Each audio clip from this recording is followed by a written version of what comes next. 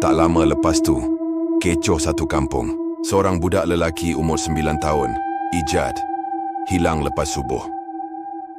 Mak dia kata, Ijat tidur dengan mereka malam tu, tapi tiba-tiba hilang dari katil masa mak dia bangun nak solat. Jendela bilik terbuka luas dan di luar rumah ada jejak kecil menghala ke arah bukit. Aku ikut orang kampung cari Ijat pagi tu.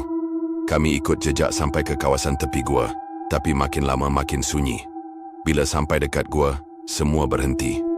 Seorang pakcik tua, Pak Jali, kata dengan suara perlahan. Aku dengar bunyi, "Budak mengadim dalam gua." Tapi bila kami semua diam dan dengar betul-betul, memang ada suara. Suara budak tengah azan. Tapi suara tu sangat seram. Bukan sebab nadanya, tapi sebab kita tahu itu bukan suara budak.